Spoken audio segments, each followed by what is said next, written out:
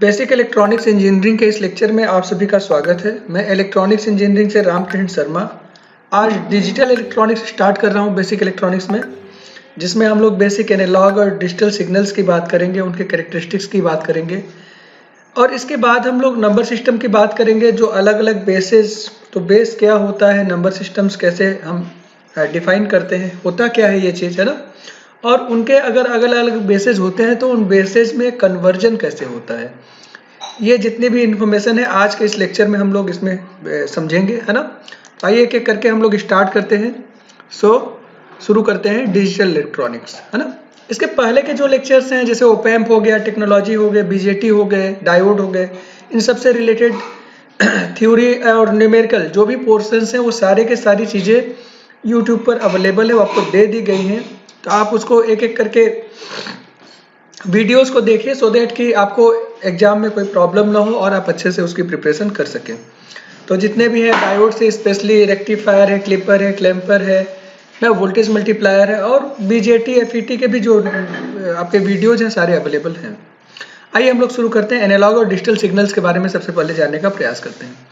हमारा कोई भी जो सिग्नल होता है, जैसे हम कुछ बोलते हैं, है ना, तो हम कुछ बोलते हैं तो हमारी वॉइस इंटेंसिटी में लगातार बदलाव होता है, पिच में लगातार बदलाव होता है। तो आप देखेंगे तो सिग्नल इस तरह से होता है कि ये एक रैंडम सिग्नल है ना, लेकिन ये कंटिन्यूअसली आपको मिलेगा। So this is a continuous signal. ध्यान से देखिएगा, दिस इज कंटिन्यूअस सिग्नल। ऐसे ही आप टेम्परेचर की बात करो, इन्वायरमेंट का टेम्परेचर हर मोमेंट में बदलाव हो रहा है। तो मान लीजिए कभी कांस्टेंट हो गया, कांस्टेंट के बाद फिर कभी टेम्परेचर में बदलाव हुआ, इस तरह से, ठीक है। फिर बादल आ गए तो टेम्परेचर और गिर गया। इस तरह की जो चीज़ें होती हैं, ये भी आपका एनालॉग सिग्नल का एग्जाम्पल है। मतलब जितने भी आपके फिजिकल फिनोमिना है, जो नेचुरल फिनोमिना है, वो सबको देखें तो उससे आपको ना लगातार डेटा मिलेगा। तो आप देखिए, ये कह सकते हैं कि हर मोमेंट ऑफ टाइम पर एक वैल्यू हमारे पास अवेलेबल है। अगर कोई हमारा डिफाइंड फंक्शन है, उसको आप यहाँ पर ड्रॉ करते हैं या इवेलुएट करते हैं, है ना, तो हमारा पहले से पता है फंक्शन, तो वो हमारा पीरियोडिक भी हो सकता है, नॉन पीरियोडिक भी हो सकता है। जैसे ये एक पीरियोडिक सिग्नल है, इसको अगर आप देखें तो इसमें एक समय के बाद ये सिग्नल अपने आप को बार बार अपने आप को रिपीट कर रहा है ना, इस पोजीशन के बाद फिर यहाँ तक एंड सो ऑन। ये जो हमारा रिपीटिशन हो रहा है, this repetition is what, this is time period. ये टाइम पीरियड है हमारा, है ना। एक फिक्स टाइम ड्यूरेशन के बाद इसमें क्या हो रहा है, सिग्नल इस टाइम ड्यूरेशन के बाद अपने आप को बार बार रिपीट कर रहा है। लेकिन एक जो बात समझ में आ रही है, हर मोमेंट पर ये सिग्नल्स हमारे डिफाइंड है, चाहे ये हो, है ना। इसीलिए इसको कंटिन्यूअस सिग्नल बोलते हैं। और ये सारे सिग्नल्स को आप एनालॉग नाम से जानते हैं, है ना। तो एनालॉग सिग्नल्स आपके कंटिन्यूअस सिग्नल होते हैं, जिसमें अलग अलग वैल्यूज पॉसिबल है। हर मोमेंट ऑफ टाइम पर एक अलग वैल्यू आपको मिलेगी और इस तरह से उसमें एक फिक्स्ड रेंज के अंदर ढेर सारी वैल्यूज आपको मिल जाएंगे हर टाइम ऑफ पॉइंट पर। जैसे इसी में एग्जांपल ले लीजिए, 0 से लेकर 50, मान लीजिए 50 वोल्ट से -50 वोल्ट के बीच में सिग्नल है, तो उसके बीच में इनफाइनाइट ऐसी वैल्यूज होंगी जो आपको मिलेंगी, है ना। तो ये आपका एनालॉग सिग्नल होता है। अगर हम डिजिटल सिग्नल की बात करें तो डिजिटल सिग्नल भी हमारा कंटिन्यूअस इन नेचर ही होता है ना। इसको आप देखेंगे तो आप ये 0 है ना, ये आपका T1 हो गया, ये T2 हो गया, ये T3 हो गया, आपने टाइम दे दिया। तो 0 से T1 के बीच में कंटिन्यूअसली इसकी वैल्यू 1 है और T1 से 2T1 के बीच में इसकी कंटिन्यूअस वैल्यू क्या है, 0 है। फिर 1 होगा, फिर 0 होगा एंड सो ऑन, ये हमारा चलता रहेगा। अगर हम इस तरह का इस चीज़ को समझने जाएं तो मतलब क्या है, एनालॉग की अपेक्षा डिजिटल में एक चेंज हमको दिखाई देता है कि यहाँ पर फिक्स्ड नंबर ऑफ लेबल्स हैं, फिक्स्ड नंबर ऑफ लेबल्स। तो ये जो लेबल्स हैं यहाँ पर देखें तो 2 लेबल्स अवेलेबल हैं, एक आपका 0 है, दूसरा 1 है, ठीक है। लेकिन कंटिन्यूअसली कुछ समय के लिए 1 मिलेगा, फिर कंटिन्यूअसली 0 मिलेगा, फिर 1 मिलेगा, तो ये आपको मिलेगा। So this value is continuously in nature, this signal is continuous in nature. एक तो ये हो गया। दूसरा, इसमें 2 ही आपके डिस्क्रीट लेवल्स डिफाइंड है, एक 0 है और एक 1 है। तो जो भी आपकी इंफॉर्मेशन होगी वो 0 और 1 के फॉर्म में ही आपको दिखाई देगी। This is the second. तीसरी आप बात करिए तो यहां से ये भी पता चलता है कि जो 0 और 1 है ना, 1 और 0 को आप देखें तो 1 एक वोल्टेज लेवल है जो आप अलग अलग लॉजिक में इसको डिफाइन किया जा सकता है। मान लीजिए +5 वोल्ट होगा या +3 वोल्ट हो गया, कई कई में +2 वोल्ट ही हाई लॉजिक होता है, और जो 0 वोल्ट है वो जीरो लॉजिक को रिप्रेजेंट करता है। तो जो 5 वोल्ट है, 5 वोल्ट हमारा ये हाई लॉजिक है, ये मतलब 2 वोल्ट का एक सिग्नल होगा जिसको आप हाई लॉजिक बोल रहे हैं। ठीक बात है। तो इस तरह से अगर आप देखेंगे तो एनालॉग और डिजिटल में आप आसानी से डिफ्रेंशिएट कर सकते हैं। सो डिजिटल सिग्नल में दो डिस्क्रीट वैल्यूज होंगे जो कंटिन्यूअसली अपीयर होंगी एक डेटा में। तो जैसे कोई डेटा है हमारा 0 1 1 0 0 0 1, तो आप इसको ना पहला आपने 0, फिर 1, फिर एक और 1, फिर ये 0, फिर ये 0, फिर ये 0, फिर यहाँ पर एक 1, है ना, ऐसे आपको डेटा मिलेगा। ये 0 हो गया, 1 हो गया, 1 हो गया, 0 हो गया, 0 हो गया, 0 हो गया और 1 हो गया। ठीक है, ये तो ये हमारा इस तरह से ट्रांसमिशन दिखाई देगा। अगर एनालॉग सिग्नल की कैरेक्टरिस्टिक्स देखें तो ये टाइम वेरिंग इन नेचर होगा, टाइम के साथ साथ इसमें वेरिएशन लगातार दिखाई देगा। इसमें मिनिमम और मैक्सिमम वैल्यूज होंगे जो पॉजिटिव और नेगेटिव दोनों हो सकती हैं, जैसा कि आपने यहाँ पर देखा था, पॉजिटिव वैल्यू और नेगेटिव वैल्यू है। इसके अलावा पीरियोडिक भी हो सकता है, नॉन पीरियोडिक। पीरियोडिक का मतलब वो बार बार अपने आप को रिपीट कर रहा होगा, नॉन पीरियोडिक का मतलब कोई रैंडम सिग्नल भी हो सकता है हमारा। इसके अलावा आपका जो सिग्नल है वो कंटिन्यूअस डेटा पर आपका वर्क करता है, जिसके बारे में भी बात कर रहे थे। कंटिन्यूअस को आप सीरियल डेटा भी कर सकते हैं, क्योंकि हर मोमेंट ऑफ टाइम के बाद अगला जो मोमेंट आएगा उस पर अगली वैल्यू आपको मिलेगी। तो इस तरह से सीरीज में आपको डेटा दिखाई देता है। एक्यूरेसी काफ़ी कम होती है एनालॉग सिग्नल्स की, नेचुरल और फिजिकल फिनोमेना को मेजर करने में काफ़ी हेल्प करता है, और इसको रिप्रेजेंट करने के लिए आप कर्व, लाइन या ग्राफ को आप दे सकते हैं, और ये काफ़ी आसान होता है इसको समझना। अगर हम डिजिटल सिग्नल्स की कैरेक्टरिस्टिक्स की बात करें तो ये भी कंटिन्यूअस इन नेचर है। ठीक है, ये अभी आपका कंटिन्यूअस इन नेचर है। ये जो आपके इलेक्ट्रॉनिक सिग्नल्स हैं उनको प्रोसेस करना इस फॉर्म में, डिजिटल फॉर्म में प्रोसेस करना और ट्रांसमिट करना ज़्यादा बेटर होता है than that of analog signal. ठीक है, डिजिटल सिग्नल्स आपके वर्साटाइल होते हैं, बहुत ज़्यादा यूज होते हैं, और इनकी एक्यूरेसी एनालॉग सिग्नल्स के अपेक्षा काफ़ी ज़्यादा होती है। तो अगर हम इनके बीच में कंपैरिजन देखें तो एनालॉग सिग्नल्स भी कंटिन्यूअस इन नेचर है, लेकिन उसमें ढेर सारी वैल्यूज होंगे। डिजिटल सिग्नल को आप देखें तो उसमें से जो आपका ये है आपका डिजिटल सिग्नल से, ये भी कंटिन्यूअस इन नेचर है, लेकिन उसमें केवल 2 ही लेवल अवेलेबल होंगे। तो हम ऐसे कह सकते हैं कि ये कंटिन्यूअस रेंज को रिप्रेजेंट करता है, जबकि डिजिटल सिग्नल 0 और 1 के बीच में इंफॉर्मेशन को दिखाता है। तो एनालॉग सिग्नल्स आपके साइन वेव हो सकते हैं, जिसके बारे में भी हम बात कर रहे थे, ट्रायंगुलर वेव हो सकता है इस तरह का, है ना, या स्क्वायर वेव हो सकता है, ये आपका स्क्वायर वेव है ना, इस तरह की चीजें हो सकती हैं। इसके अलावा आपके और अलग अलग सिग्नल है, जैसे रैम्प सिग्नल हमारा हो सकता है, स्टेप सिग्नल हमारा हो सकता है, जिसके बारे में जब ओपैम के न्यूमेरिकल वाले पोर्शन एप्लीकेशन का पार्ट 2 हम लोगों ने देखा था, तो उसमें हम लोगों को ये बात समझ में आई थी। ठीक है, लेकिन आप अगर डिजिटल को रिप्रेजेंट करेंगे तो केवल स्क्वायर सिग्नल से ही आप रिप्रेजेंट कर सकते हैं। ओके, एनालॉग में जो डिवाइसेज यूज होती हैं, temperature sensor, FM signals, photo cells, light, मतलब जो भी आपके फिजिकल फिनोमिना है उसको जो सेंस कर सकते हैं। जबकि डिजिटल बिट्स को स्टोर करने के लिए आप कंप्यूटर, उनको प्रोसेस करने के लिए कंप्यूटर, सीडी डीवीडीज में आप उनको स्टोर कर सकते हैं, रैम रोम की बात आप वहाँ पर करते हैं। एनालॉग सिग्नल्स की बैंडविड्थ काफ़ी कम होती है, हालांकि कई बार ये एडवांटेजेस होता है, लेकिन बहुत बार डिसएडवांटेजेस होता है। डिजिटल सिग्नल की बैंडविड्थ काफ़ी ज़्यादा होती है, ये बहुत सारी फ्रिक्वेंसीज को प्रोसेस कर सकता है। ठीक है, सिग्नल एनालॉग सिग्नल्स में नॉइज बहुत ज़्यादा होता है, रिलेटिवली डिजिटल में नॉइज कम होता है ना। अगर हार्डवेयर की बात करें तो ये फिक्स्ड हार्डवेयर ही होंगे जो जिसको आप बार बार यूज़ कर सकते हैं, है ना। जबकि यहाँ पर अगर आप देखें डिजिटल सिग्नल्स में देखें तो ये फ्लेक्सिबिलिटी ऑफर करता है। ठीक है, अच्छी, इसके अलावा हम बात करें एनालॉग सिग्नल में तो ऑडियो वीडियो ट्रांसमिशन के लिए ठीक होता है, जबकि डिजिटल सिग्नल में बात करें तो कंप्यूटिंग, डिजिटल इलेक्ट्रॉनिक्स में, इन सारी चीज़ों के लिए काफ़ी अच्छा होता है। प्रोसेसिंग हमारा क्या है, रियल टाइम में हमारा होता है, जबकि यहाँ पर प्रोसेसिंग गारंटीड नहीं कि रियल टाइम में हो, है ना। तो इस तरह से अगर आप देखेंगे ये हमारा प्रोसेसिंग इस तरह से होता है। तो एनालॉग और डिजिटल के बीच में ये डिफरेंसेज हैं, उसको आप समझ सकते हैं। अच्छा, अगर हम एडवांटेजेस देखें तो एनालॉग सिग्नल का प्रोसेसिंग काफ़ी आसान होता है, ये आसानी से आपको दिखाई भी दे जाते हैं। ये ऑडियो वीडियो के लिए काफ़ी अच्छा होता है, लो कॉस्ट होता है, पोर्टेबल होता है, और नए ग्राफिक बोर्ड्स को इसके लिए परचेज करने की आवश्यकता नहीं होती है।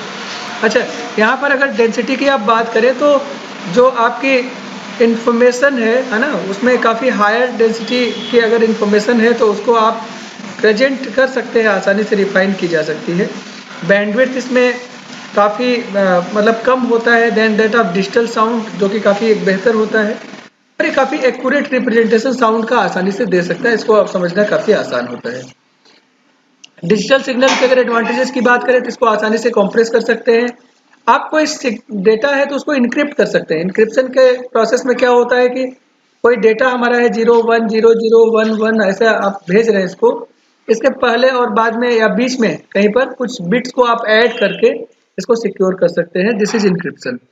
ठीक है, इसके अलावा ये आपका काफ़ी कम एक्सपेंसिव होता है, खर्च इसमें काफ़ी कम आता है। पैरेलैक्स एरर इसमें होता नहीं है। देखिए जब आप कोई मीटर में आप पॉइंटर की सहायता से आप देखते हैं, ठीक है, तो पॉइंटर को आप ना एकदम वर्टिकल ऊपर से देखना पड़ेगा सो दैट कि पॉइंटर किस पोजीशन पर वो ठीक ठीक दिखाई दे।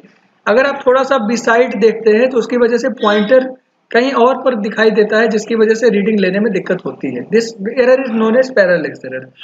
तो डिजिटल में तो ऐसा दिक्कत आती नहीं, क्योंकि डिजिटल में तो डिस्प्ले होता है ना, नंबर्स डिस्प्ले होते हैं आपके, जैसे 3.2 है ना, 1 1 एंड 2 1 5, इस तरह से आपको डिस्प्ले दिखाई देता है। तो ये हमारा पैरेलैक्स एरर को रिमूव करता है और इसमें एक्यूरेसी बढ़ जाती है इसकी वजह से। एडिटिंग टूल्स काफ़ी अवेलेबल हैं और जो डेटा है उसको ट्रांसमिट करना काफ़ी आसान होता है। एनालॉग सिग्नल के डिसएडवांटेजेस देखें तो क्वालिटी अच्छी नहीं होती है ना, बहुत आसानी से आप उसको एक स्थान से दूसरे स्थान तक नहीं ले जा सकते, कास्ट भी काफ़ी ज़्यादा होती है। ठीक है, इसके अलावा मल्टी यूजर्स के इंटरफेस में काफ़ी प्रॉब्लम आती है, बहुत सारे इंटरफेसेस करने पड़ते हैं जिसकी वजह से भी कास्ट बढ़ती है। इसके अलावा अगर इसकी रिकॉर्डिंग करें टेप को, तो टेप मैग्नेटिक टेप है, उस पर रिकॉर्डिंग करते हैं तो काफ़ी एक तो महंगा पड़ता है, और अगर टेप हमारा डैमेज हो गया तो कोई मैटर मिलेगा नहीं, या फिर उसको आप दोबारा कहीं स्टोर करके रखना चाह रहे हैं तो काफ़ी मुश्किल होती है। इसके अलावा जो आपके डिजिटल साउंड्स की अपेक्षा एनालॉग साउंड्स को कट करना काफ़ी मुश्किल काम होता है, ये काफ़ी मुश्किल। सिंक्रोनाइजेशन अवेलेबल नहीं, क्योंकि ये मशीन साइकिल पर काम नहीं करेगा। डिजिटल सिग्नल आपका मशीन साइकिल पर काम करता है, ठीक है, जिसकी वजह से हर एक साइकिल के एंड पर उसमें ऑपरेशन परफॉर्म होता है, सो बेटर सिंक्रोनाइजेशन उसमें मिल सकता है। ये यहाँ पर काफ़ी मुश्किल होता है, यहाँ पर मैच कराना पड़ता है हमको टाइम के अकॉर्डिंग सोच समझ कर, है ना। डिजिटल सिग्नल्स की बात करें तो एक तो इसमें एनालॉग से डिजिटल, डिजिटल से एनालॉग में कन्वर्जन के लिए डिवाइसेस की रिक्वायरमेंट होगी, और सैम्पलिंग जो हम कर रहे हैं, जो A to D D to A converter के लिए सैम्पलिंग की ज़रूरत होती है। अभी मैं सैम्पलिंग के बारे में यहाँ पर चर्चा नहीं कर रहा हूँ, लेकिन मैं आगे के लेक्चर्स में सैम्पलिंग के बारे में जल्दी ही रखूँगा। तो यहाँ पर इंफॉर्मेशन काफ़ी लॉस हो सकती है ना, उसके लिए भी बहुत सारे प्रयास करने पड़ते हैं। इसके अलावा प्रोसेसर की स्पीड भी एक बड़ा मैटर हो जाता है इस सारे ऑपरेशंस में, ठीक है। क्वांटाइजेशन एक प्रकार का एरर होता है जो काफ़ी मुश्किल क्रिएट करता है, और इसको रिमूव करना काफ़ी चैलेंज होता है, ठीक है। बैंडविड्थ इसमें बहुत ज़्यादा होती है, तो ये बहुत ज़्यादा बैंडविड्थ रिक्वायरमेंट की वजह से आपको बहुत सारे स्पेक्ट्रम की ज़रूरत पड़ती है, और ये सिस्टम्स को डिज़ाइन करना काफ़ी कॉम्प्लेक्स होता है। अब हम नंबर सिस्टम की बात करते हैं। नंबर सिस्टम हमारा क्या होता है, जैसे हम कंप्यूटर की बात करते हैं तो जो हमारा कंप्यूटर सिस्टम है वो कुछ किसी लैंग्वेज को समझता है। वो लैंग्वेज क्या है, वो 0 है और 1 है। This is a number system. इसलिए आप यहाँ पर कितने सिंबल्स हैं, 2 सिंबल है ना। तो हम ऐसे नंबर सिस्टम यूज करेंगे जिसमें 2 सिंबल्स होंगे, वो मशीन के लिए यूज होगा। ऐसे हम लोग अपनी कौन सी लैंग्वेज समझते हैं, ऐसी लैंग्वेज समझते हैं जिसमें 0 1 2 3 4 5 6 7 8 9 ऐसे हमारे ये डिजिट्स होते हैं। हम लोग बचपन से ही ये नंबर सिस्टम पढ़ रहे हैं, जिसमें हम लिखते हैं 9513.23, 9513.23, इस तरह की चीज़ें हम लोग लिखते हैं। ये भी एक प्रकार का नंबर सिस्टम है। और आप इसमें देखें तो हर पोजीशन की अपनी एक फिक्स्ड वैल्यू है। जैसे इसकी वैल्यू क्या है, 3 × 1 3। इसकी वैल्यू क्या है, इसकी वैल्यू है 1 × 10 10 इसकी वैल्यू है। इसकी वैल्यू क्या है, प्लेस वैल्यू 5 × 100 500 इसकी प्लेस वैल्यू है। और जब आप इसको एक्सपेंड करते हैं तो इस तरह से लिखते भी हैं 9000 + 500 + 10 + 3, और ये वाली पोजीशन की भी वैल्यू है 0.2 है, इसकी क्या है 0.03 है। इन सब की वैल्यूज है, मतलब आप इसको लिख सकते हैं 2/10, इसको लिख सकते हैं 3/100। ये सारी जितनी भी चीजें हैं, है ना, ये सब आपको देखेंगे हर पोजीशन की एक वैल्यू है। इस तरह के नंबर सिस्टम को आप बोलते हैं पोजिशनल या वेटेड नंबर सिस्टम। क्लियर है ना। तो जो बचपन से हम पढ़ते आ रहे हैं दैट इज पोजिशनल और वेटेड नंबर सिस्टम, इसको आप समझिएगा। तो इसमें अलग अलग तरह के नंबर सिस्टम्स के बारे में आगे हम देखेंगे, जैसे डेसिमल है, बाइनरी है, ऑक्टल है, हेक्साडेसिमल, ये सारे हमारे यूज होते हैं। तो मशीन जिसको समझता है 0 और 1 वो आपका बाइनरी है। डेसिमल जो हम लोग समझते हैं, ऑक्टल और हेक्साडेसिमल भी मशीन को समझाया जाता है, लेकिन इसमें नंबर ऑफ सिंबल्स अलग अलग होते हैं। कुछ ऐसे नंबर सिस्टम होंगे जिसमें पोजीशन के अकॉर्डिंग उसके नंबर्स को आइडेंटिफाई करना आसान काम नहीं होगा, जैसे आस्काई कोड हो गया, है ना। अब ये आपको एक फिक्स्ड पैटर्न होगा जिसके अकॉर्डिंग इसको लिखा जाता है, वेटेज के हिसाब से नहीं, पैटर्न के हिसाब से। ऐसे ग्रे कोड भी एक फिक्स्ड पैटर्न पर लिखा जाता है, एक्सेस 3 कोड भी फिक्स्ड पैटर्न पर लिखा जाता है। So these are non weightage और non positional number systems. Okay है। अच्छा, अब जो बात हम कर रहे हैं वो देखिए, अगर हम डेसिमल नंबर सिस्टम की बात करें तो डेसिमल नंबर सिस्टम में डेसी का मतलब होता है 10। तो डेसिमल को आपने क्या कहा, 10 कहा। 10 का मतलब इस नंबर का एक बेस होगा। अब याद रखना, इसको एक नाम दे दिया बेस, इसको एक और नाम से जानते हैं रेडिक्स। ये क्या बताता है कि कितने नंबर ऑफ सिंबल्स इसमें यूज होंगे। तो डेसिमल का मतलब 10, मतलब इसका बेस 10 होगा, मतलब कितने सिंबल्स यूज होंगे, 10 सिंबल्स, 0 1 2 3 4 5 6 7 8 और 9। टोटल कितने सिंबल्स हुए, 10 सिंबल्स हुए ये, है ना। तो कोई भी नंबर है इन्हीं सिंबल्स में रिप्रेजेंट करेंगे, जैसे 79,521, 231.892, 1024.0010, ऐसा हो सकता है। दूसरा जो हमारा नंबर सिस्टम होगा that is binary number system. ये मशीन समझता है ना। बाइनरी का मतलब क्या हो गया, 2। 2 का मतलब इसका बेस क्या होगा, 2 होगा। इसमें सिंबल्स कितने यूज होंगे, 2 सिंबल यूज होंगे। सिंबल्स जब भी हम बात करते हैं कितने सिंबल यूज होंगे, तो काउंटिंग उसी 0 से स्टार्ट करेंगे, ये याद रखना। पहला लेवल 0 हो गया, दूसरा लेवल 1 हो गया हमारा। तो टोटल 2 सिंबल्स, 0 और 1। किसी भी नंबर को आप रिप्रेजेंट करेंगे तो इस तरह से, जैसे 11001010, एक हो गया 10101.00110, ऐसे इस तरह से हम रिप्रेजेंट कर सकते हैं। अभी इन सब की क्या मायने होंगे उसके आगे बारे में आगे बात करेंगे। ऑक्टल नंबर सिस्टम की अगर हम बात करें तो ऑक्ट का मतलब 8 होता है, ऑक्टल मतलब 8 हो गया। इसका बेस कितना हुआ, 8 हो गया, जिसमें 8 सिंबल्स आप यूज करेंगे, 0 1 2 3 4 5 6 7। ये 0 से 7 मतलब 8 सिंबल्स आप यूज कर रहे हैं। कोई भी नंबर जो आप रिप्रेजेंट करेंगे वो इन्हीं 8 सिंबल्स में से कोई एक होगा। तो कोई ऑक्टल नंबर सिस्टम अगर हम यहाँ पर लिखना चाह रहे हैं तो हम ऐसे लिखेंगे 715.32। इसका बेस 8, तो ब्रैकेट आप बना देते हैं और उसके नीचे सफिक्स में एक आप वैल्यू लिख देते हैं, this shows the base of the number system. तो ऑक्टल के लिए आप यहाँ पर 8 लिख देंगे, बाइनरी होता तो 2 लिख देते। अब कोई अगर ये पूछे कि 915.32 बेस 8 ये एक नंबर सिस्टम है, तो आप इसको देखते ही समझ जाइए this is wrong. Why wrong, क्योंकि बेस कितना है, बेस इज 8। तो सिंबल्स कहाँ से कहाँ तक, 0 से 7 तक यूज हो सकते हैं, मगर एक्स में एक सिंबल 9 यूज हो रहा है, दिस इज रॉन्ग, है ना, ये रॉन्ग है। इसी तरह से एक नंबर सिस्टम हमारा होता है हेक्साडेसिमल नंबर सिस्टम। तो हेक्साडेसी का मतलब क्या हो गया, हेक्स प्लस डेसिमल। हेक्स मतलब 6 होता है और डेसिमल का मतलब 10 होता है। So the some is 16। यहाँ पर क्या मिलेगा, 16। तो बेस कितना हो गया इसका, 16 हो गया। कितने सिंबल्स यूज होंगे, 0 1 2 3 4 5 6 7 8 9 10 11 12 13 14 15। लेकिन ये 10 में तो 2 डिजिट यूज हो रहे हैं, जबकि हमारे जो सिंबल्स होते हैं वो सिंगल डिजिट होते हैं। तो आप क्या करते हैं, आप इस न्यूमेरिकल वैल्यू 10 को आप अल्फा न्यूमेरिक से रिप्रेजेंट कर देते हैं। अभी जो हमारा अल्फा न्यूमेरिक वैल्यू है दिस इज ए। तो आप 10 को ए मान लेते हैं, 11 को बी मान लेते हैं, 12 को सी, 13 को डी, 14 को ई, 15 को एफ, और इससे हम रिप्रेजेंट करेंगे। तो इस तरह से आप इसको कुल 16 सिंबल्स में रिप्रेजेंट कर पाएंगे, 0 से लेकर 15 तक। 15 की वैल्यू एफ है, ठीक है। तो हम इसको लिखते हैं 0 से f तक आप इसको रिप्रेजेंट कर रहे हैं। कोई भी जो नंबर होगा उसमें लेटर्स और सिंबल्स आपको दोनों दिखाई देंगे। लेटर्स a से f तक वाले होंगे और सिंबल्स आपके 0 से 9 तक वाले होंगे, ठीक है ना। अच्छा, और इसके अलावा भी तो बहुत सारे बेसिस पॉसिबल हैं, उनके नाम नहीं है। जैसे बेस 5, तो बेस 5 है तो कितने सिंबल्स, 5 सिंबल्स, 0 1 2 3 4। ऐसे बेस 6 होगा तो कितने सिंबल्स, 6 सिंबल्स, है ना, जिसमें 0 1 2 3 4 5 तक जाएगा, 6 सिंबल्स हो गए। ऐसे बेस 7 होगा तो 0 1 2 3 4 5 6। ऐसे बेस 11 होगा तब, अब मैं आपको दे रहा हूं बेस 11, 0 1 2 3 4 5 6 7 8 9 10 हो गए और एक 11वां चाहिए 11, 10 को आप ए लिखेंगे यहाँ पर, है ना, क्लियर है। तो इस तरह से आप कोई भी बेस के लिए अब आप सिंबल्स को डिफाइन कर सकते हैं। तो जहां पर 9 समाप्त होगा, 9 के बाद आप अल्फा न्यूमेरिक को यूज करेंगे। अब जो बात हम कहने जा रहे हैं वो है किसी बेस के नंबर सिस्टम को डेसिमल में कन्वर्ट करना, जिसकी सहायता से हम उसकी वैल्यू को फाइंड कर सकते हैं। सो दिस इज, तो अभी हमने ये समझ लिया कि नंबर सिस्टम्स क्या क्या होते हैं। अब उनकी वैल्यूज हमें कैसे मिलेगी, हम कैसे कंपेयर करेंगे, इस बेस का ये नंबर है, उस बेस का वो नंबर है, तो दोनों में कौन बड़ा है कौन छोटा है ना, ये भी हमको पता होना चाहिए। तो पहले हमें उसको कन्वर्ट करना पड़ेगा। तो एक बेस, जो भी बेस की वैल्यूज हो उन सबको हम किस में कन्वर्ट करेंगे, डेसिमल नंबर सिस्टम में कन्वर्ट करने जा रहे हैं।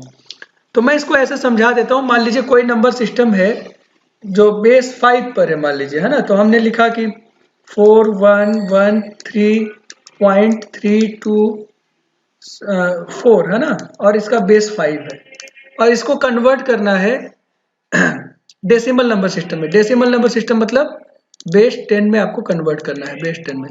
तो आप इसको ऐसे लिखिए, कैसे लिखेंगे, इनकी पोजीशंस तो आपको पता ही है। तो पहली पोजीशन देखो, पॉइंट के ठीक लेफ्ट में जो पोजीशन है उसको 0 से रिप्रेजेंट करते हैं, है ना, 0। ये पोजीशन हमारा 1 होगा, ये 2 होगा, ये 3 होगा। ऐसे बगल में जाएंगे तो -1, -2, -3। इसको मैं डेसिमल से समझाता हूँ। अगर कोई डेसिमल नंबर सिस्टम हम पढ़ते थे, याद करिए, 5314.329 ऐसा हमारा होता था। तो आप इसको क्या लिखते थे, इसको लिखते थे 4 × 10⁻0। इसको क्या लिखते थे, 1 × 10⁻1। इसको क्या लिखते थे, 3 × 10⁻2। 10⁻2 क्यों, क्योंकि 100 प्लेस है। इसका बेस आपका 10⁻2। इसकी वैल्यू क्या लिखते थे, 5 × 10⁻3। डेसिमल नंबर सिस्टम का बेस 10 है, तो आप बेस के पावर लगा रहे हैं, याद रखिएगा। और दूसरा, ये जो पावर में दिख रहा है ना, यही इसकी पोजीशन है, तो ये 0th पोजीशन हुई। ऐसे पावर 1 है, ये फर्स्ट 1 पोजीशन हो गई। पावर 2 है, ये 2 पोजीशन हो गई।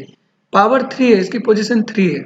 इधर क्या लिखते थे, 0.3 मतलब 3 × 10⁻−1, ये -1 पोजीशन। इसको क्या लिखते थे, 2 × 10⁻−2 मतलब ये -2 पोजीशन हुई। इसको क्या लिखते थे, इसको लिखते थे 9 × 10⁻−3, और ये हमारा -3 पोजीशन है। इसी तरह से किसी भी नंबर सिस्टम में जो पोजीशन है वो तो वही रहेगी, 0, 1, 2, 3, और इधर जाएंगे तो -1, -2, -3 एंड सो ऑन। किन पोजीशंस, अभी पोजीशन डेसिमल में क्या लिखते थे, पावर क्या लगाते थे, किसके पावर में लिखते थे इस पोजीशन को, बेस के पावर। बेस क्या था, डेसिमल में 10 था। यहाँ बेस क्या है, 5 है। तो आप कैसे लिखेंगे इसको, इसको लिखेंगे 4 × बेस मतलब 5 पावर, पोजीशन क्या है, थर्ड पोजीशन है, प्लस 1 × है ना, 1 × 5 पावर 2, बेस पावर 2, प्लस इसको देखिए, इसके लिए 1 × 5 पावर 1, प्लस इसको देखिए 3 × 5 पावर 0, इसको देखिए 3 × 5 पावर -1, इसको देखिए 2 × 5 पावर -2, और लास्ट में क्या है, 4 × 5 पावर -3, है ना। इतनी बात यहाँ पर हुई है, ये -3 है। ये क्या हो गया, 125 × 4 विल गिव यू 500, प्लस इसको देखिए 25, इसको लिखिए 5, प्लस इसको लिखिए 3 × 5, 5 पावर 0 की वैल्यू 1 हो गई, है ना, दिस इज 1, तो 3 आ गया, प्लस 3/5, है ना, 0.6 आ गया, प्लस 2/25, ये क्या देगा आपका 0.08, और ये क्या हो जाएगा 4/125। इसको तो आप भाग दे के ही देख लो, वो ज़्यादा ठीक है। 125 0.0, है ना, और कितना हो गया 125 3 जा 375, this will give you 25 and 0 2 जा, तो 0.032, this will be the answer. ये हमारा आ गया, है ना। अब इसको जरा आप सम कर लीजिए तो क्या आ जाएगा, 8, 5 + 8 3 8, 8 + 5 13, तो ये आपका हो जाएगा 33। सो 533 पॉइंट, इधर का जोड़ लेते हैं क्या हमारा आ जाएगा 2, 8 + 3 11, 6 + 1 7, ये हमारा आ जाएगा 533.712 बेस 10।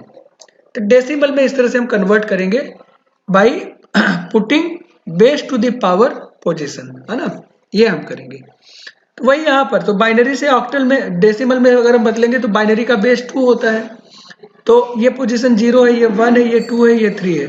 तो पहला इसको लिखेंगे 1 × 2⁻3, इसको लिखेंगे 1 × 2⁻2, 0 × 2⁻1, 1 × 2⁻0, ये आपने लिख दिया यहाँ से यहाँ तक, प्लस 1 × 2⁻−1, 0 × 2⁻−2, 1 × 2⁻−3।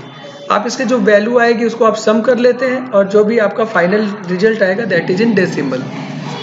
ऐसे ऑक्टल को भी आप डेसिमल में बदलेंगे तो यही हमारा उसी के अकॉर्डिंग वैल्यू जो हमारी सॉल्व होंगी। 5 ये पोजीशन लिखिए, 0 1 2 और ये -1 है। 5 × 8² + 7 × 8 + 2 × 8⁻0 + 6 × 8⁻−1, ऐसा हमको मिलेगा। ये सारी वैल्यूज को आप एक एक करके लिखते जाइए और उसको जो फाइनल सम आएगा that will be in decimal. Hexadecimal में बेस 16 होगा तो 16 की पावर ये सारा लिखेंगे, है ना। ये पोजीशंस क्या है, 0 1 और 2, और उसके अकॉर्डिंग आप लिखते जाइए। ऐसे यहाँ पर पोजीशन 0 1 2 और यहाँ पर -1 -2, बेस क्या है 5 है, जो अभी हम बता रहे थे कुछ वैसे ही वैल्यू है और उसको हम सॉल्व करके यहाँ पर लिख देंगे। ऐसे बेस 6 है तो बेस 6 के अकॉर्डिंग भी आप कर लेंगे। So I think it is okay, decimal में आप कन्वर्ट आसानी से कर लेंगे, है ना। अब अगर हमें डेसिमल से किसी बेस में कन्वर्ट करना है तब हम क्या करेंगे, है ना। तो उसके लिए भी हम देख लेते हैं। तो मान लीजिए हमारा डेसिमल से हमको बाइनरी में कन्वर्ट करना है, डेसिमल से बाइनरी में। तो आप किसी भी डेसिमल नंबर को जब किसी बेस में कन्वर्ट करने जाएंगे तो आप उसको डिवाइड करते हैं बेस से। ये कंटिन्यूअसली आप डिवाइड करते जाएंगे। डिवीजन के बाद जब भी कोई डिवीजन होगा, इंटीजर पार्ट्स का डिवीजन होगा और फ्रैक्शन पार्ट का मल्टीप्लिकेशन होगा। पहले तो ये समझ लीजिए, कोई भी जो नंबर होगा उसमें दो पार्ट होंगे, एक आपका इंटीजर पार्ट होगा और दूसरा आपका फ्रैक्शन पार्ट होगा। इंटीजर पार्ट को आप डिवाइड करेंगे बेस से डिवाइड करने के बाद, है ना, आप उसका जो कोसेंट है वो नीचे लिखेंगे, यहाँ पर कोसेंट लिखेंगे और रिमाइंडर को यहाँ लिखेंगे। फिर आप इसको बेस बी से डिवाइड करिए, फिर नया कोसेंट आ जाएगा और उसका जो रिमाइंडर है वो यहाँ लिखेंगे, एंड सो ऑन। ये चलता रहेगा तब तक कि जब तक कि कोसेंट की वैल्यू 0 ना आ जाए। बात समझ में आ रही है। फ्रैक्शन पार्ट में क्या करेंगे, फ्रैक्शन को आप बेस से मल्टीप्लाई करिए तो ये 0, यहाँ पर कुछ आपका इंटीजर और फ्रैक्शन दो चीजें मिलेंगे। इंटीजर को आप बिसाइड लिखिए और फिर फ्रैक्शन जो बचा हुआ उसको बी से डिवाइड करिए बेस से। फिर आपको इंटीजर प्लस फ्रैक्शन मिलेगा, इंटीजर को बगल में लिखिए और फिर फ्रैक्शन को इस तरह से आप मल्टीप्लाई करते जाइए। 4-5 प्लेसेस तक आप कर लीजिए। अगर वो पहले खत्म हो जाए तो बड़ी अच्छी बात है। ये जो हमारा रिमाइंडर्स आ रहे हैं इंटीजर पार्ट में, उसको नीचे से ऊपर पढ़ते हैं और जो इंटीजर्स आपको यहाँ पर मिल रहे हैं फ्रैक्शन पार्ट के लिए उसको आप ऊपर से नीचे पढ़ते हैं, ठीक है। तो इस तरह से हमें ये नंबर्स मिल जाएंगे। अब इसको हम जरा यहाँ देख लेते हैं। जैसे मान लीजिए हमारा 34.25 है, तो 34 को पहले आपने 2 से डिवाइड किया, तो 2 से डिवाइड करेंगे 34 को तो 2 1 जा 2, 1 आ गया 4 और 2 7 जा 14, कैंसिल हो गया। तो आपका जो 17 है वो कोसेंट है और रिमाइंडर 0 है, तो 17 कोसेंट यहाँ लिखा और रिमाइंडर 0 आपने यहाँ लिख दिया। फिर 2 से आप डिवाइड करेंगे। क्यों कर रहे हैं 2 से डिवाइड, क्योंकि बाइनरी में कन्वर्ट कर रहे हैं डेसिमल को। 2 से डिवाइड करेंगे, 2 8 जा 16 और एक आपका रिमाइंडर बचेगा, यहाँ लिख दिया। फिर 2 4 जा 8, 4 जा 8 कट जाएगा पूरा, तो यह रिमाइंडर आपका 0 बचा। फिर 2 2 जा 4, रिमाइंडर 0 बचा। 2 1 जा 2, अभी भी रिमाइंडर 0 बचा। और ये 1 अब 2 से कम हो गया है तो ये ना फाइनली 0 कोसेंट मिलेगा और यही रिमाइंडर में आ जाएगा आपके। और आप नीचे से ऊपर पढ़ते हैं तो जो 34 बेस 10 है ये एक्चुअली में कन्वर्ट किस में हो गया, ये कन्वर्ट हो गया 1, यहाँ से शुरू करेंगे नीचे से ऊपर की तरफ, है ना, ये एरो भी बता रहा है आपको 1 0 0 0 1 0, ये आपका बेस 2 हो गया। ये तो हमारा इंटीजर पार्ट आ गया। फ्रैक्शन पार्ट को देखिए 0.25 है ना, इसको 2 से मल्टीप्लाई करिए तो 0.50, इंटीजर 0 है इसका बगल में लिख लीजिए। 0.50 को 2 से मल्टीप्लाई करिए, आ गया 1.00। अब ये इंटीजर पार्ट को अपने 1 लिखा, अब ये 0 0 बचा है, तब इसके आगे प्रोसेस ही नहीं होगा क्योंकि अब तो 0 ही आएगा। यहीं पर समाप्त हो गया। ऊपर से नीचे तक इसको रीड करना है तो आप 0.25 बेस 10 इसको आप लिख सकते हैं बाइनरी में 0.01। ये पॉइंट वाली चीजें पॉइंट में ही लिखेंगे और अब इन दोनों को आप कंबाइन लिखेंगे तो ये आपका रिजल्ट हो जाएगा। तो इस तरीके से आप करते हैं। जैसे मान लीजिए डेसिमल नंबर है उसको ऑक्टल में कन्वर्ट करना है तो आप क्या करेंगे, यहाँ पर 8 से डिवाइड करेंगे। इंटीजर पार्ट है 94, फ्रैक्शन पार्ट में क्या करेंगे 8 से मल्टीप्लाई करेंगे, है ना। तो 94 को 8 से डिवाइड किया, 11 आया, 8 1 जा 8 और 8 1 जा 8, 6 बचा, 6 आपका रिमाइंडर हो गया। आप डिवाइड करके चेक भी कर लेना। 8 से फिर डिवाइड करिए, 8 1 जा 8 और 3 रिमाइंडर बचा। फिर 8 से डिवाइड करेंगे तो 1 छोटा हुआ तो 1 यही रिमाइंडर में हमारे आ जाएगा। तो अब नीचे से ऊपर की तरफ इसको पढ़ेंगे। फ्रैक्शन पार्ट के लिए 0.325 को 8 से मल्टीप्लाई करिए तो ये 2.600 आया। 2 आपका इंटीजर पार्ट है और 0.6008 से मल्टीप्लाई करेंगे। अब 4.8 आया, 4 यहाँ हो गया। 0.8 को आपने फिर 8 से मल्टीप्लाई किया, 6 आपका इंटीजर पार्ट आ गया। 0.4 को आपने फिर 8 से मल्टीप्लाई किया, 3.2 आ गया। 3 को आपने यहाँ लिखा, 0.2 को फिर 8 से मल्टीप्लाई किया, 1 आ गया। 5 प्लेसेस तक आप इस तरह से करेंगे। चूंकि 0.600 फिर से मिल गया है, अब ये चीज बार बार अपने आप को रिपीट करती रहेगी। ये भी क्लियर है।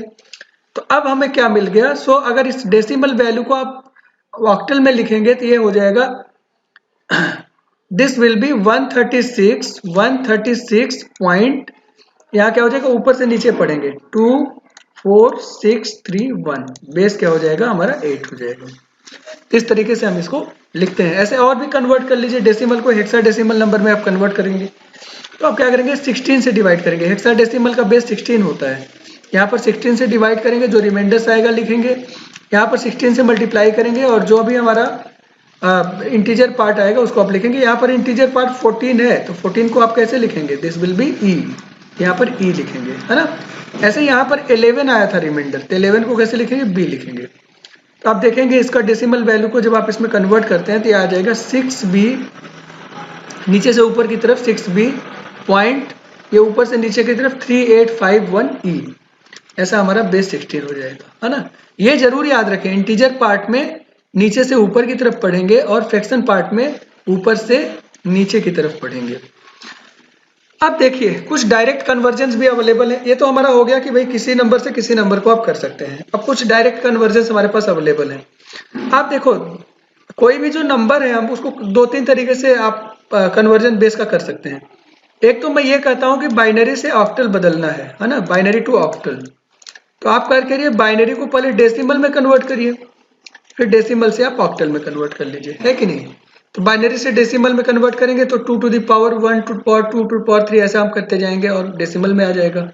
और ऑक्टल में करने के लिए बेस 8 है तो 8 से डिवाइड करेंगे इंटीजर पार्ट्स को और फ्रैक्शन पार्ट को 8 से मल्टीप्लाई करेंगे और उसके अकॉर्डिंग हमको कुछ ना कुछ मिल जाएगा। एक तरीका तो हमारा ये होता है।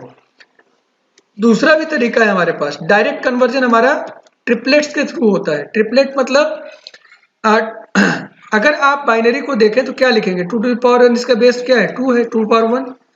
और ऑक्टल को देखें तो ऑक्टल का बेस क्या है 8, 8 को लिखते हैं 2 power 3। मतलब ऑक्टल के एक बिट को आप बाइनरी के 3 बिट में रिप्रेजेंट कर सकते हैं। This is known as triplet of binary, है ना। तो मान लीजिए हमारा कोई बाइनरी सीक्वेंस है, इसको आपको ऑक्टल में कन्वर्ट करना है। तो आप क्या करेंगे, ये 1 0 0 1 0 1 1 0 ऐसा है हमारा। आप ट्रिपलेट्स में पहले इसको डिवाइड कर लीजिए। तो ये 3-3 का ग्रुप बनाइए। कहाँ से चलेंगे, राइट डायरेक्शन से चलेंगे। तो 3 का ग्रुप बनाया, ऐसे ये 3 का ग्रुप बनाया और यहाँ पर 2 का ग्रुप। ये 3 का ग्रुप क्या है 116। अब 116 का डेसिमल वैल्यू क्या है जरा निकालिए। तो 110 का डेसिमल वैल्यू तो क्या हो जाएगा 1 × 2 power 2 + 1 × 2 power 1। तो हो गया 4 + 2 दैट विल गिव यू 6। तो ये हमारा क्या हो गया 6 हो गया। 010 का ऐसे ही 2 होगा, बाइनरी का डेसिमल है ना। और ये 10 का भी आपका क्या आ जाएगा 2 आ जाएगा। So this value is 2 to 6 और किस में कन्वर्ट कर रहे थे ऑक्टल में।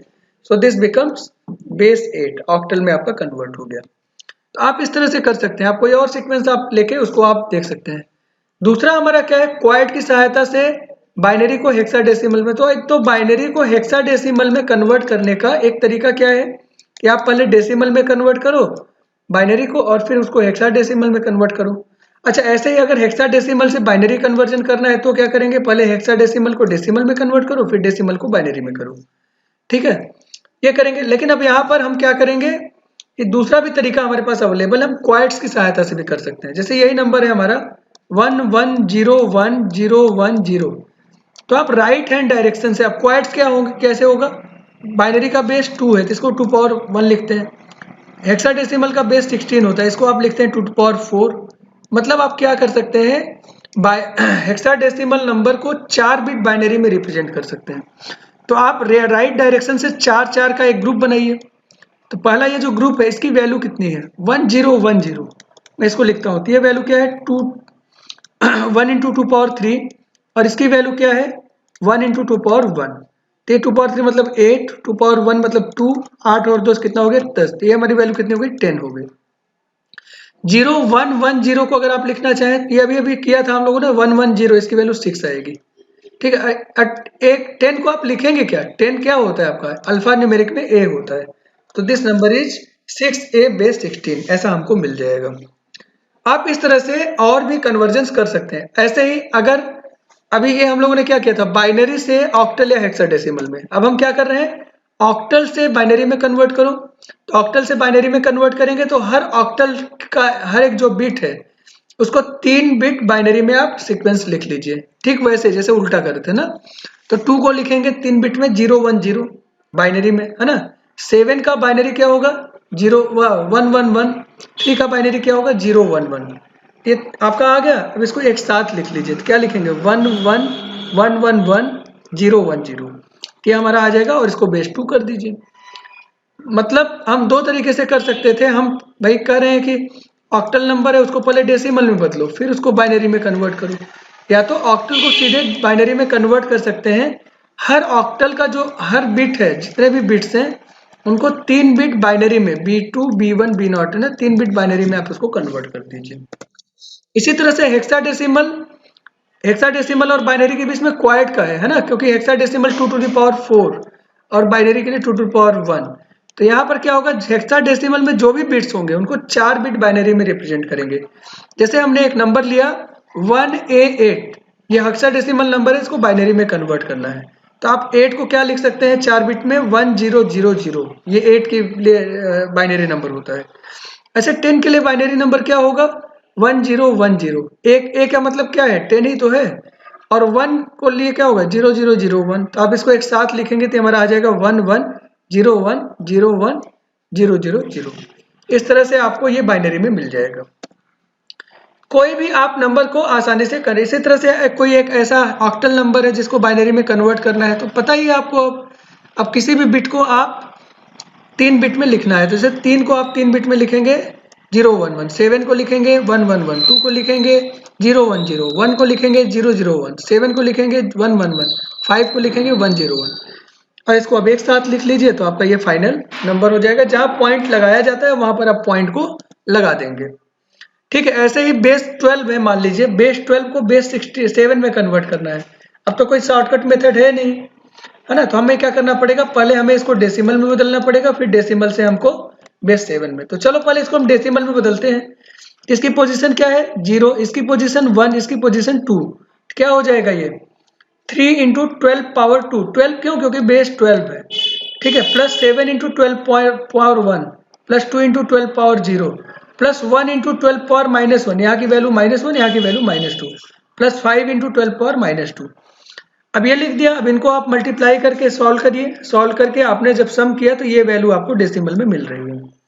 इस डेसिमल वैल्यू तो हमें क्या हो गया, इस बेस 12 का डेसिमल इक्विवेलेंट मिल गया, हमने पहले डेसिमल में कन्वर्ट कर लिया। अब सेकंड स्टेप में क्या करेंगे, हम उसको बेस 7 में कन्वर्ट करेंगे। तो दो चीज करना है, इंटीजर पार्ट को 7 से डिवाइड करेंगे, फ्रैक्शन पार्ट को 7 से मल्टीप्लाई करेंगे। तो पहले हम फ्रैक्शन पार्ट को कन्वर्ट करते हैं। तो फ्रैक्शन पार्ट में 11805 मान लीजिए है, 11805 पॉइंट में 7 से मल्टीप्लाई किया, 0.0 आपने यहाँ लिखा, और जो 0.82635 है उसको फिर वापस आप ले गए 7 से मल्टीप्लाई किया, 5.78445 5 को आपने यहाँ लिखा, और जो फ्रैक्शन पार्ट है उसको फिर पीछे ले गए और 7 से मल्टीप्लाई किया, फिर 5 पॉइंट समथिंग आया, 5 को आपने यहाँ लिखा, 0.49115 को आपने फिर 7 से लिखा, 3 पॉइंट समथिंग आया, 3 को आपने यहाँ लिखा। ये हमारा हो गया फ्रैक्शन पार्ट, है ना। और ऊपर से नीचे तक फ्रैक्शन पार्ट को पढ़ते हैं, ये हमको पता है। दूसरे स्टेप में फिर क्या है, दूसरे स्टेप में सेकंड चीज क्या करेंगे, इंटीजर पार्ट का कन्वर्जन। इंटीजर पार्ट है क्या, 518 आया है, 518 को 7 से डिवाइड करते जाएंगे, तो 7 से डिवाइड किया, ये कोसेंट आया और रिमाइंडर 0 बचा था, ठीक है। फिर 7 से डिवाइड किया, आपका 10 आया और रिमाइंडर 4 बचा। फिर 7 से डिवाइड किया, 1 आया और रिमाइंडर 3 बचा, कोसेंट 1 आया, रिमाइंडर 3 बचा। अब ये 7 से कम है, जब अगला 7 से डिवीजन करेंगे तो 0 आ जाएगा और रिमाइंडर आपका क्या बचेगा, 1 बचेगा। तो इस तरह से आप देख रहे हैं, और ये नीचे से ऊपर की तरफ पढ़ते हैं। तो जब आप इस नंबर को एक साथ लिखेंगे तो हमारा क्या हो जाएगा, इसको पढ़ेंगे 1340 इंटीजर पार्ट, पॉइंट फ्रैक्शन के लिए क्या पढ़ेंगे, ऊपर से नीचे 0553, ये बेस 7 हो जाएगा। तो आपका क्वेश्चन क्या था, बेस 12 को बेस 7 में कन्वर्ट करना था, तो आपको आंसर क्या लिखना है, बेस 12 से बेस 7 में। तो आप इस तरह से आंसर को लिख देते हैं। तो इस तरह से आप ये सारी चीजें करते हैं। कुछ क्वेश्चंस इस तरह के भी मिलते हैं आपको एग्जाम में, उसको भी आप एक बार देख लीजिए। जैसे कोई नंबर सिस्टम है, अब जब इस तरह का क्वेश्चन आएगा तो आपको पता है, देखो मैं ऐसे बता रहा हूँ, 24 अगर डेसिमल में हम ऐड करें तो 24 और 17 को ऐड करेंगे तो 31 आएगा, 31 क्यों आएगा, 41 आएगा, है ना।